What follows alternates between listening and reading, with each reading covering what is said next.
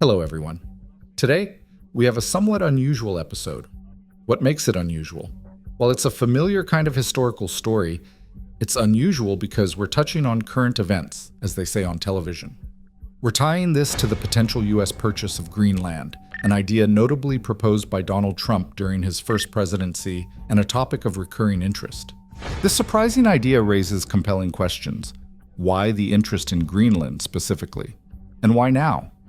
Join us as we delve into the rich history, unique characteristics, and crucial strategic importance of the world's largest island. Let's begin.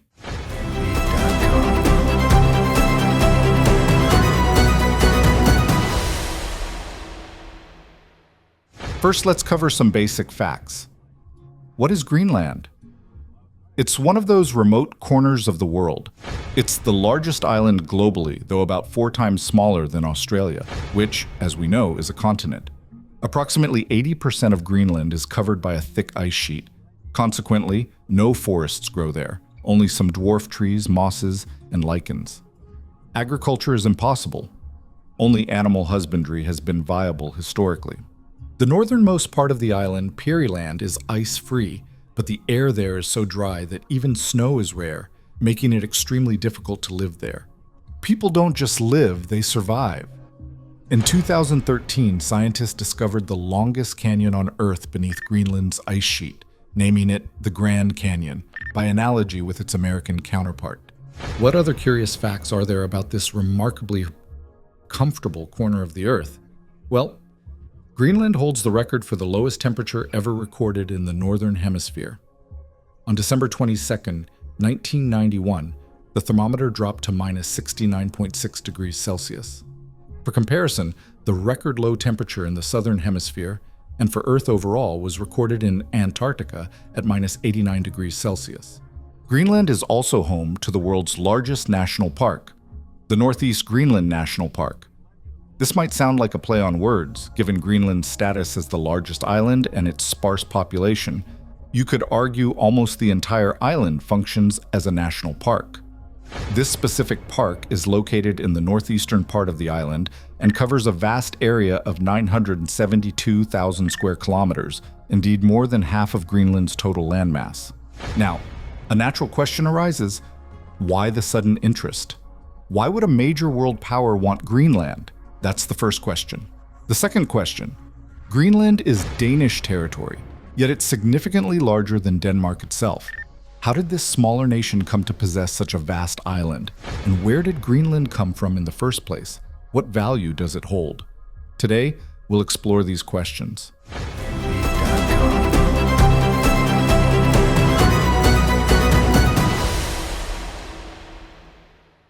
Let's briefly touch upon its pre-European history. According to modern researchers, the first settlers were Paleo-Eskimo cultures, arriving around the 7th or 8th centuries before current era. These were followed by other ancient groups, the Sakak culture, Independence I and Independence II, and the Dorset culture. These groups are considered predecessors of the later Neo-Eskimo cultures, the ancestors of the modern Inuit population residing there today. What legacy did these early civilizations leave? Practically nothing beyond whale bones, primitive harpoons made from those same bones or walrus tusks, and basic tools crafted from slate. Clearly, they didn't leave behind artifacts crucial to global civilization, but they represent the first human footprints on this land. Historians debate how they arrived, perhaps migrating across ice from the mainland. We won't delve into that, as the arrival and eventual disappearance of these first few thousand inhabitants isn't central to our main story. How did Europeans reach Greenland? Naturally, the first daring seafarers arrived much later, around 877 year of current era. Who were these mariners fearlessly venturing to the far corners of the earth? We've discussed them before, the Vikings, of course. The first Viking credited with setting foot on Iceland was Eric the Red. Eric is often considered an Icelander, an Icelandic Viking, although strictly speaking, Vikings didn't categorize themselves as Norwegian, Danish, or Icelandic back then. The modern concept of nationality didn't exist. Eric was born in southwestern Norway. His father, Thorvald, was a man of violent temper who committed murder in Norway. A Viking assembly, acting as a form of community court, banished Thorvald, telling him to pack his belongings and family and leave Norway. Thorvald sailed with his family to Iceland and settled there. Iceland also had Vikings who raided Europe. Thorvald lived there, and his son, Eric, grew up. Though born in Norway, Eric the Red reached adulthood in Iceland. Well, it seems the apple doesn't fall far from the tree. At some point, Eric quarreled with settlers. The saga of Eric the Red offers different accounts. Perhaps his slaves were stolen and he went to confront the culprits. After a verbal dispute, Eric, taking after his father, ended up killing 2 of his neighbors with an axe. Another assembly convened, this time in Iceland. There's an old saying about exile: you can't be sent further than Alaska, implying you've reached the furthest possible place. Yet, even from Iceland, exile was the sentence for murder. Initially, they considered banishing him to the edge of Iceland itself, as it seemed the end of the earth. But even there, Eric clashed with neighbors. In 981, a general Icelandic assembly sentenced Eric Thorvaldsson, Eric the Red, to banishment from the country due to his troublesome nature. So Eric set sail with his family, belongings, and close followers on several ships. He headed towards Vinland, what is now North America, known for its fertile land. However, he didn't reach Vinland. Instead, he encountered Greenland. For the next 3 years, Eric the Red explored this new land. He was astonished by what he found: vast numbers of polar bears, reindeer, Arctic foxes, and walruses. Walrus tusk was a luxury item at the time, highly valued because elephant ivory was rare in Europe, requiring long trade routes through India, Arab lands, and Byzantium. Walrus ivory, traded readily in Scandinavia, was more available in Europe and thus a profitable commodity. The saga of Eric the Red tells us that Eric established a settlement and began encouraging other Vikings to join him in Greenland to expand the colony. This brings us to a point of confusion. Iceland, which has green landscapes, though maybe not brilliant sunshine, seems misnamed as the Iceland. Conversely, Greenland, almost entirely ice-covered, is called the Greenland, despite its lack of greenery. Why? One theory suggests the islands experienced a climate shift, with Greenland once being greener and Iceland icier. However, this is less accepted than the theory that Eric the Red deliberately named the harsh, icy wasteland Greenland as a marketing tactic to attract unsuspecting settlers. "Come on over, folks," he might have implied. "Look at this Greenland full of grass and polar bears." How these two images reconciled is unclear, but Vikings did indeed migrate there. They began to establish themselves. In the 11th century, Christianity arrived in Greenland. According to the sagas, descendants of Eric the Red visited Norway, met King Olaf I, who supposedly asked them, "Are you still running wild? Still pagans, worshipping Thor, Loki, and the rest? We've embraced Christianity here." Soon after, the first Christian church was built on the island, located at Brattahlid, Eric the Red's estate. Ruins believed to be from later churches built on that same site still exist in Greenland today. Eric's son, Leif Erikson, became known as a significant explorer. Leif sailed west and discovered Vinland, the territory of modern-day Canada, though the name Vinland is sometimes associated with America too. Historians believe Leif Erikson was instrumental in converting the Norse settlers and bringing Christianity firmly to Greenland, which eventually even had its own bishop. This Norse settlement thrived until the 13th century. The Viking community exported goods obtained in Greenland, primarily walrus tusks, various furs, including reindeer, whale baleen, whale oil, and dried cod. They are considered pioneers of fish drying, mainly to Iceland and Norway. In return, they imported essential goods unavailable on the island, such as timber for construction. This continued until 1261, when the Greenlandic Norse pledged allegiance to the King of Norway.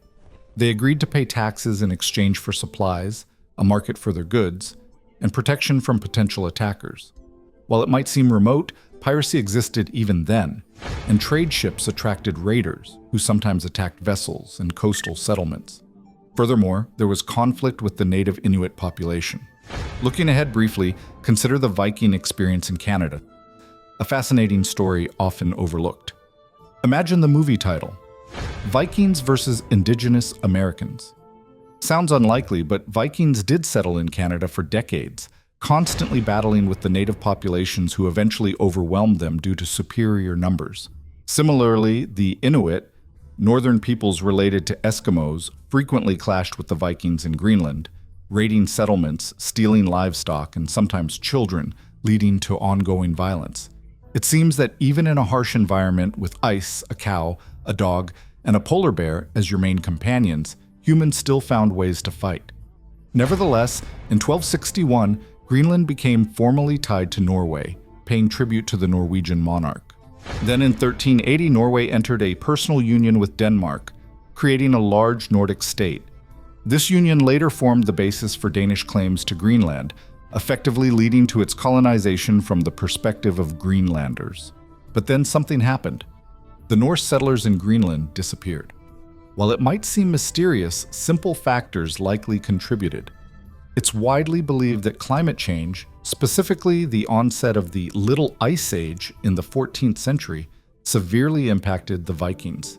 Temperatures dropped sharply, making survival extremely difficult. Agriculture suffered, and the population likely faced starvation. Is this plausible?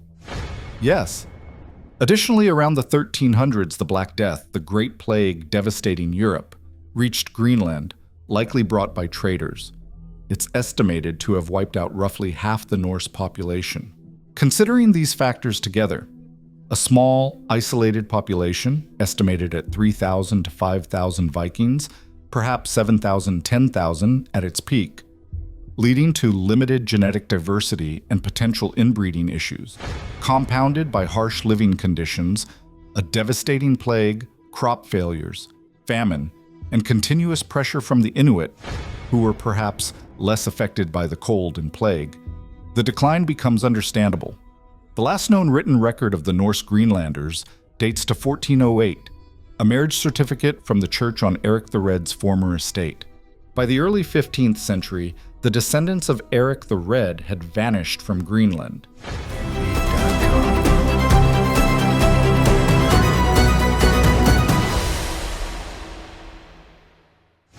One might ask why Denmark, rather than the geographically closer Iceland, eventually claimed Greenland, based solely on that old union with Norway. The reason is that by the 16th century, Iceland's own period of independent statehood or proto-statehood had ended, leaving the path clear for Denmark. The Danes based their claim on the Union documents. Since Greenland was a vassal of Norway, and Norway was united with Denmark, Greenland became a Danish vassal. Exploring Greenland remained challenging, but starting in 1605, the Danes began systematic exploration. Interestingly, many Danes were skeptical about Greenland's existence, some believing it to be Friesland, a mythical island, akin to legendary phantom lands, supposedly inhabited by gods or giants. Despite this skepticism, Danish expeditions reached Greenland's territory in the 17th century. Between 1652 and 1654, King Frederick III sponsored 3 expeditions that successfully reached the island and began studying it.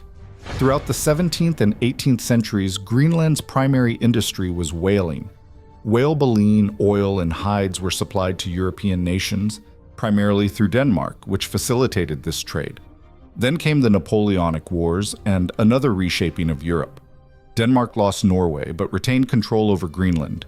In the latter half of the 19th century, Danes began settling the previously sparsely populated northern parts of Greenland. The Danish monarchy adopted a relatively liberal approach towards the native Inuit population. Local media began to develop. For instance, in 1861, the year serfdom was abolished in another large empire and the London Underground opened. Greenland saw the publication of its first newspaper in the Greenlandic language. Local democratic elections started around 1860. Although major political decisions were still made in Copenhagen, Greenland remained economically dependent on Denmark for funds, trade routes, and essential supplies from the mainland. Then, in the 1860s, an offer came from the United States. How about selling the island? Geographically, Greenland is closer to New York than to Copenhagen and is clearly part of North America, not Europe. The U.S. Secretary of State, William Seward, explored this idea in 1867 and proposed buying Greenland to Congress. Why? Following its own period of internal conflict and expansion, the United States was actively consolidating its territory. Some lands were acquired through war from Spain, others by displacing native tribes, and some were simply purchased. Consider Louisiana. Its strong French influence persists because it was French territory. When the US bought Louisiana, it wasn't just the current state. It was a vast swath of land in the middle of the continent. Similarly, the US purchased territory that became New Mexico and attempted to buy lands in Canada. Seward actually proposed acquiring two northern territories, Greenland and Alaska.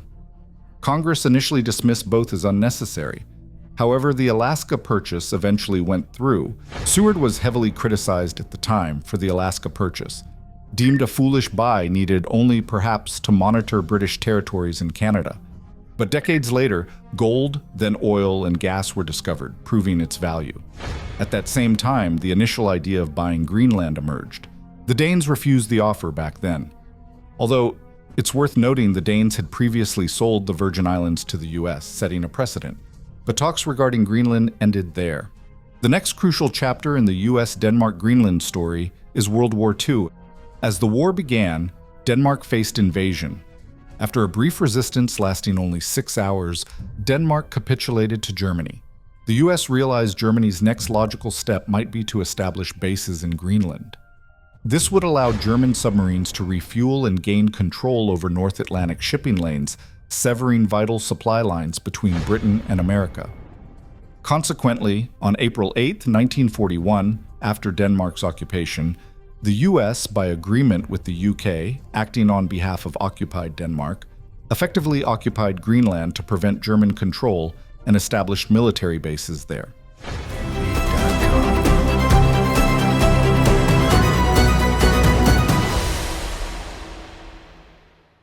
After World War II ended in 1946, the United States offered Denmark $100 million for Greenland.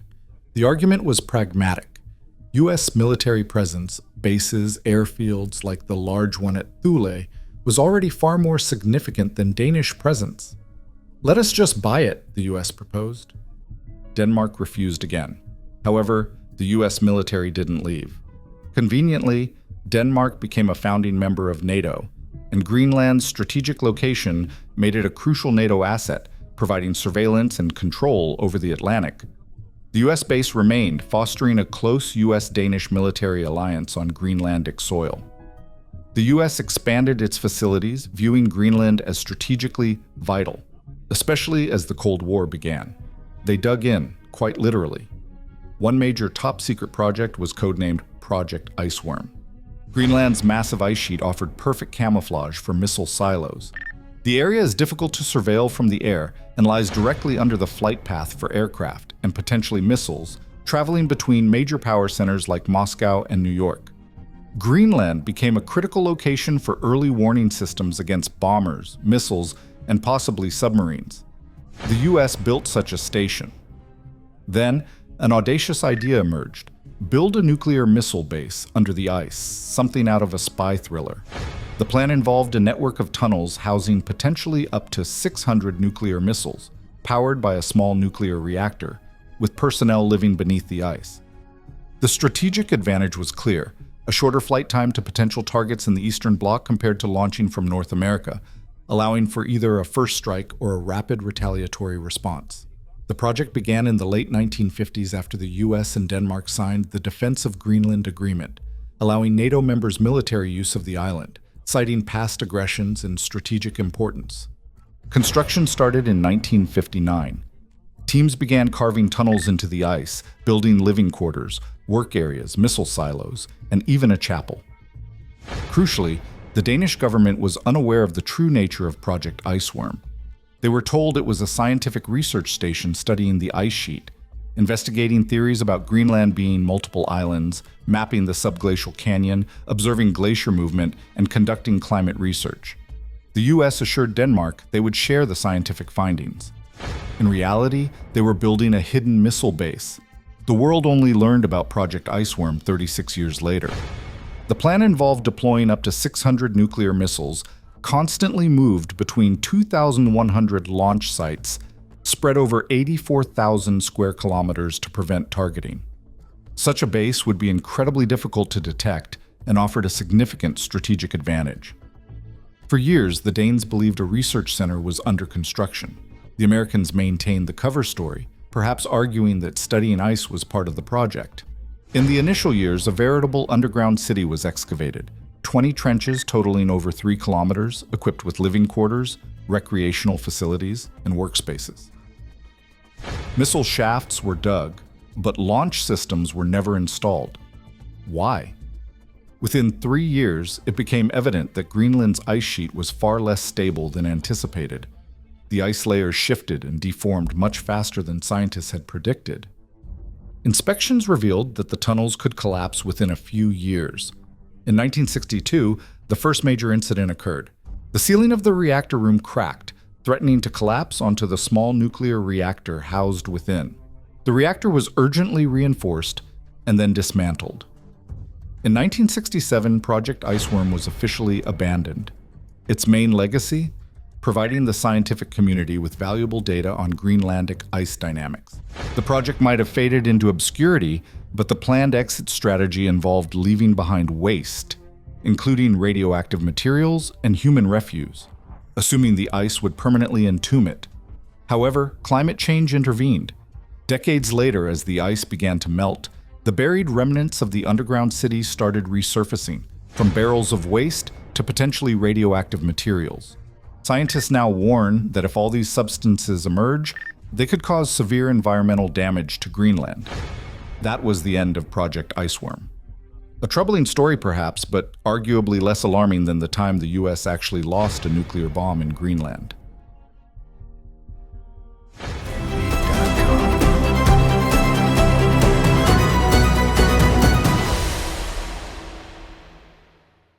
During the Cold War, another program called Operation Chrome Dome was active. This involved B-52 strategic bombers, heavily armed flying fortresses, carrying live nuclear weapons on airborne alert patrols. Their mission was to be ready to strike targets within the opposing superpower's territory. They flew daily routes, some southern, over the Mediterranean, others northern, towards Greenland, refueling mid-air. The idea was to always have several, perhaps dozens, of nuclear-armed bombers airborne at any given moment. Why? If the adversary launched a first strike via submarine or missile, these airborne bombers could retaliate instantly. It was a key part of deterrence strategy. These planes carried real nuclear weapons, each with assigned targets, perhaps Norilsk, perhaps Baku, perhaps elsewhere, listed on their daily flight plans. Operation Chrome Dome continued until 1968, when it was abruptly halted. Why? There had been previous incidents involving B-52 crashes, with bombs sometimes recovered, sometimes lost, but fortunately not causing nuclear detonation. But then came a specific incident. A B-52 was on patrol. One of the crew members, perhaps seeking comfort or warmth, had placed foam cushions near a ventilation outlet, blocking it. When the heating system activated, the cushions began to smolder. Attempts to extinguish the fire with onboard extinguishers paradoxically fanned the flames. Acrid smoke filled the cockpit. The captain ordered the crew to bail out. One crew member died during the ejection. The others parachuted safely. The pilotless B-52 continued flying over Greenland until it crashed near the US Thule Air Base. The crash was a disaster with multiple problems. Firstly, the plane carried 4 hydrogen bombs. Their fate was unknown. Would they detonate? Secondly, this incident violated an understanding with Denmark that nuclear weapons would not be stationed in or flown over Greenland precisely to avoid provoking the adversary. There was some ambiguous diplomatic correspondence years earlier where a Danish official seemed to imply that if the US didn't see nuclear weapons as a problem, Denmark wouldn't either. A piece of diplomatic maneuvering perhaps used by the US as tacit approval. Regardless, the plane crashed, and a massive recovery operation began. The challenges were immense. It was the polar night, bitterly cold. Under artificial lights, workers used graters to scrape off contaminated ice and snow, layer by layer. The operation was grimly nicknamed Dr. Freezelove. Contaminated material was placed in wooden containers, then sealed in metal tanks and shipped back to the US. The search for the bombs commenced. Accounts differ. It's confirmed that 3 bombs, or their main components, were recovered. The fate of the 4th is disputed. Some reports claimed its casing was found ruptured, implying it broke apart and posed no threat. Others suggest its core was sighted on the seabed via submersible. The reality is, the exact location and status of the 4th bomb remain uncertain. It likely rests among the wreckage on the seafloor. The cleanup operation continued until September, when the return of daylight made work easier. Aerial photos show vast areas of blackened, scorched ice where contaminated material burned. The extent of detonation or contamination from the bomb's conventional explosives and scattered radioactive material is debated. Some say 1 bomb partially detonated, others suggest more. Facts are murky because the incident occurred in 1968, a year often remembered for cultural shifts, protests, and music festivals. Yet simultaneously, one of the most serious nuclear weapons accidents took place. Thankfully, there were no immediate human casualties from the crash beyond the 1 crew member. The contaminated ice and wreckage were removed, the seabed surveyed, and the operation concluded. The public only learned the full details in 1995 when documents were declassified. Later investigations cast doubt on the official story about the 4th bomb's harmlessness. Nevertheless, the 1968 Thule crash definitively ended Operation Chrome Dome. U.S. bombers carrying live nuclear weapons no longer flew routine airborne alert missions over Europe.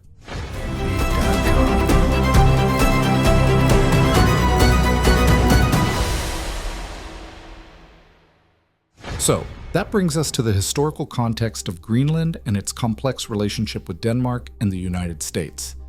But why the interest now? The Cold War is over. Building secret bases under the ice is no longer feasible or relevant. Why the renewed talk of purchasing Greenland first floated during the Trump administration and resurfacing periodically? 2 main factors have emerged. Firstly, vast deposits of rare earth elements have been discovered in Greenland. These metals are crucial for modern technology: smartphone screens, solar panels, lithium batteries for electric vehicles like Teslas, and more. Extracting them was difficult decades ago, but climate change is melting the ice, potentially making mining operations significantly cheaper within the next 10 to 20 years.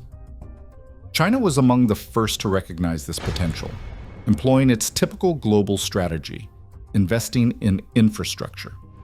They don't deploy troops, they build roads, ports, power plants, and railways, often financing the projects themselves in exchange for ownership or long-term concessions. This approach has given them significant influence in regions like Africa. They attempted a similar approach in Greenland, offering to develop 2 abandoned civilian airfields. "Why do you need these?" they asked the Danes. "Let us build them." When asked why, the answer was straightforward. "They'll be our property, and maybe tourists will fly in." Humorously, Greenland even boasts a Michelin-starred restaurant attracting gourmands from around the world. Some people will travel anywhere for a unique dining experience, even if it requires booking years in advance. While tourism is limited and Denmark still provides 60–70% of Greenland's budget, the Chinese proposal included gaining concessions for rare earth metal exploration alongside the Danes. The US learned of this potential deal and intervened to block it, clearly wanting to pursue these resources themselves. That's the first part of the game: resources. The second part is the battle for the Arctic. Estimates suggest the Arctic holds 15% to 35% of the world's undiscovered oil and gas reserves. These are incredible amounts. The region also contains vast quantities of rare earth metals: gold, nickel, lithium, virtually the entire periodic table, and jurisdiction over the Arctic is contested. Several nations border the Arctic: Russia, Norway, Denmark via Greenland, Canada, and the United States.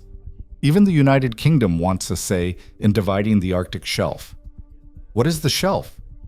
International law recognizes territorial waters extending 200 nautical miles from a nation's coast.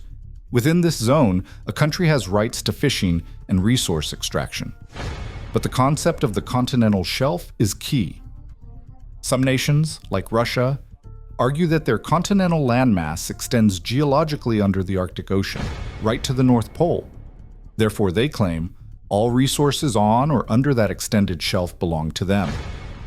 The US and Canada make similar arguments based on their own continental shelves. The UK points to an old treaty with the US stipulating British approval is needed if the US ever attempts to acquire Greenland, a point likely to be ignored in current politics, but technically existing.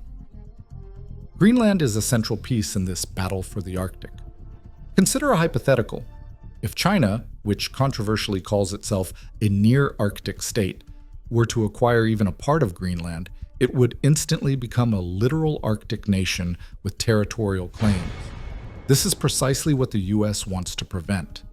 President Trump's continued interest in Greenland can be seen as part of this strategy, a calculated move in a major geopolitical struggle for future resources and influence. So, recent interest in Greenland is fundamentally about securing future resources and strategic positioning in the Arctic. There's also the factor of melting ice, potentially opening up short northern shipping routes, which could become faster and cheaper than southern routes during certain times of the year. But this is secondary compared to the immense potential wealth in oil, gas, and minerals. This is the high-stakes game being played, worth trillions of dollars. When you hear talk of buying Greenland, understand that it's not a whimsical idea. It's a calculated move in a major geopolitical struggle, and all players involved understand the stakes.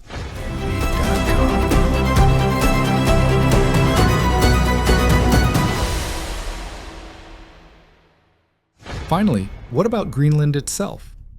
Its status has evolved from colony to a Danish province, and now to a territory with extensive self-government within the Kingdom of Denmark. It's not independent, but it has broad autonomy. Remember, Denmark still heavily subsidizes its budget and manages its trade. However, within Greenland, political parties advocate for full independence and assert the Inuit people as the sole rightful owners of the land and its resources. They want control over their minerals, oil, gas, and the ability to lease land for lucrative military bases themselves. Considering Greenland's geographic proximity to North America, if it were to gain independence from Denmark and then choose to align with the US, perhaps even seeking statehood or a special treaty, it would be difficult to prevent, especially with US backing. The strength of Greenlandic separatism is a key variable. Relations between Greenlanders and Danes are not entirely smooth. The global trend of anti-colonial sentiment has reached Greenland too. Across Europe, post-colonial narratives are prevalent, with nations either reckoning with their past as colonizers or asserting grievances as the colonized. Greenlanders have voiced grievances against Denmark, claiming colonization they never asked for. A particularly painful issue surfaced recently: a program of forced or non-consensual sterilization of Inuit women conducted by Danish health authorities in the 1960s and 70s. Doctors from the mainland reportedly fitted young Inuit women and girls with intrauterine devices, IUDs, without their full knowledge or consent, aiming to limit population growth. Many women discovered these devices years later, realizing their inability to conceive was due to this hidden intervention. This practice has led to lawsuits in Danish and European courts, filed by women now in their 70s and 80s who feel Denmark stole their chance to have children, a fundamental life choice. This scandal has significantly strained relations. Recent quotes highlight the international dimension. A French member of the European Parliament suggested sending EU forces to Greenland to show the US that Europe is capable of ensuring the island's security, implicitly pushing back against US influence. An Austrian general heading the EU's military committee echoed this sentiment. Meanwhile, President Donald Trump has stated confidently, "I think we'll reach an agreement with Greenland. I think we'll achieve it," adding that Danish obstruction would be unfriendly because controlling Greenland is supposedly for the protection of the free world. As a concluding historical footnote, the polar bear symbol on Denmark's coat of arms represents Danish sovereignty over Greenland. Whether that symbol remains, or for how long, is an open question. This is the story of Greenland, why it matters, why it's strategically important, and why its inhabitants find themselves in a unique position today, potentially able to leverage interest from Denmark, the US, and the EU, asking, in effect, who will make us the best offer? How this complex situation unfolds remains to be seen. Thank you.